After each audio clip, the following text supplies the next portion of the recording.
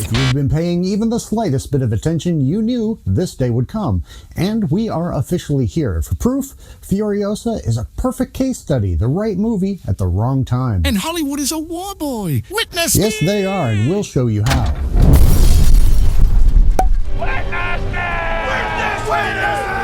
Let's set the table. Fury Road was an epic masterpiece that no one was expecting and everyone was blown away.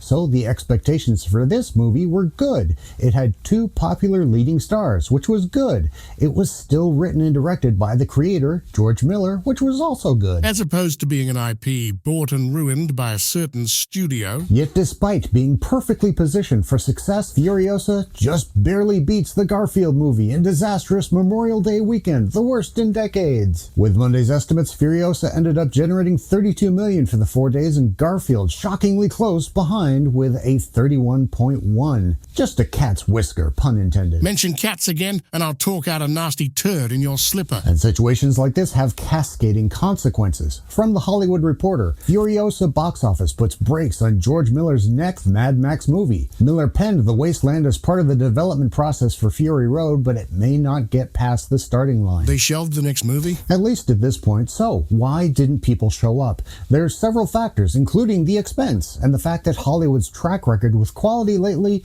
doesn't make it worth the trip. But 2 of the biggest reasons are Hollywood's own doing. 1, the streaming model is still licking the windows of the school bus. Fall Guy is another great example of this. A fun, brainless popcorn movie with 2 likable leads. Still flopped. Why? Perhaps because it was available on streaming just 19 days after release? Not a great plan.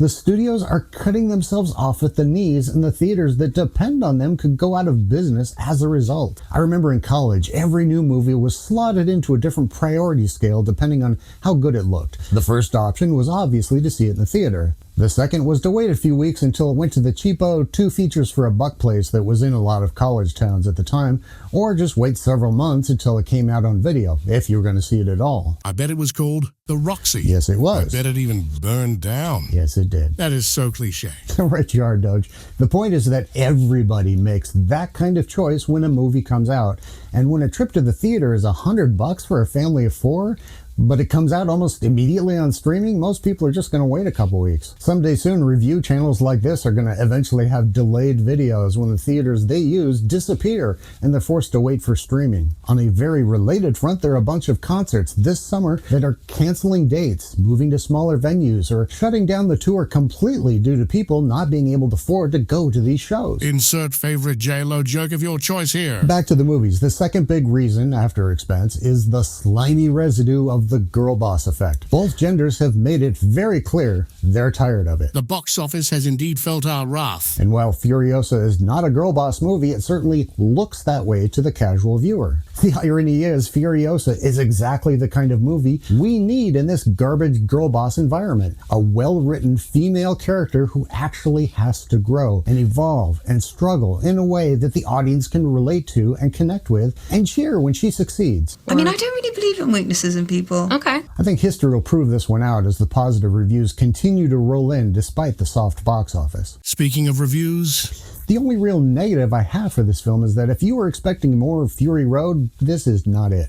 It's a thoughtful and complex character study that follows a familiar path, one probably everyone would have to deal with when faced with the apocalypse. A painful process of detachment from the old world, and an even more painful process of integrating into the harsh new one. Max had to go through a similar journey in the original films. He lost the trappings of the old world, his life, his child, his job as a cop. We meet Furiosa as a young child in her home, the Green Place, a place of abundance, and we spend a considerable amount of time with her. Too much, really, almost an hour of the film. It could have been cut way down. Ripped from her home and taken into the wastelands as a prize, she encounters the man who will change her life, Dementus, who is on the exact same journey. He carries with him a small teddy bear that once belonged to his daughter. Like Max, he lost her and his wife, and this movie is just as much about his transition into this world as it is Furiosa. Furiosas. When we first see him, Dementus is almost Christ-like, wearing what appears to be part of a parachute or something.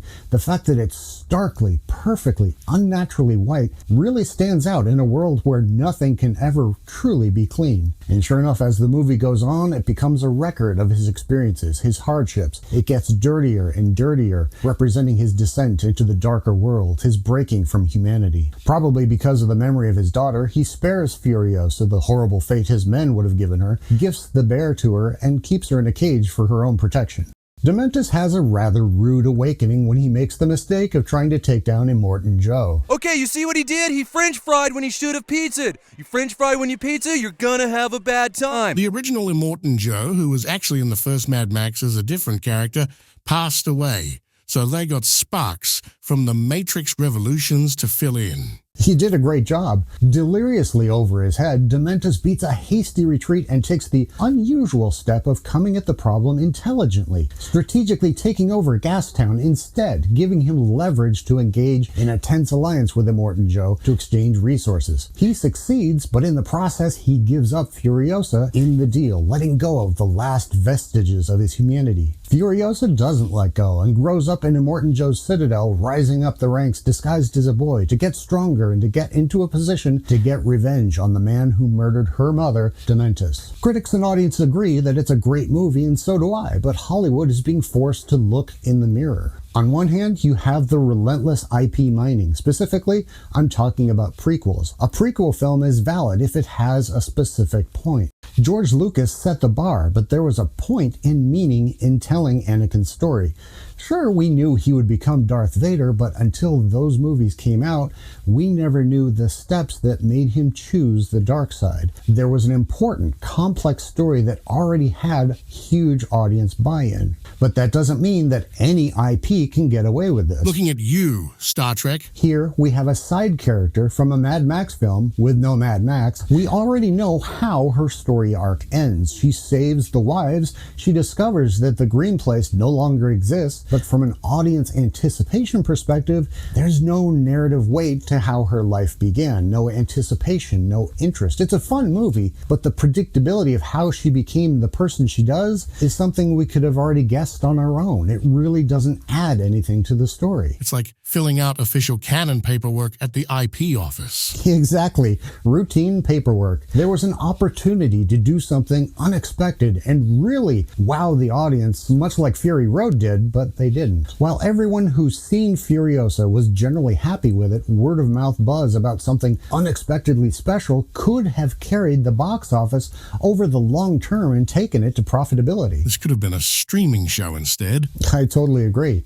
On the other hand, this is the third film in a row that sent a clear signal to Hollywood. Fall Guy, Apes, Furiosa, all reviewed well, all flopped financially. Furiosa was delayed due to George Miller's lawsuit against Warner, so this movie definitely hit at the wrong time. But earlier in this video, we made a promise, and it's time to pay it off. When Dementus first challenges Immortan Joe, he's not only introduced to the War Boys, but he gets a deadly demonstration of their fanatical devotion to their cult-like leader. And it occurred to me during this demonstration that it really was an analogy for today's Hollywood. Instead of striving to reach Valhalla, swap that out for The Message. Movie studios, video game makers, comics, you name it, all are facing simultaneous financial catastrophes, the likes of which these industries have never seen before, all from pursuing The Message. Yet they're still more than willing to throw themselves into the flame and certain destruction while saying, "Look at me, I'm virtue signaling." I always wondered what the Rings of Power writer's room looked like. Exactly. Like I said at the beginning, we knew this day would come, when the toxicity of recent Hollywood has started to damage even the decent stuff being put out. I'm genuinely curious if you think that they can pull out of this, or if this is the death spiral for Hollywood. Stay fresh, cheesebags.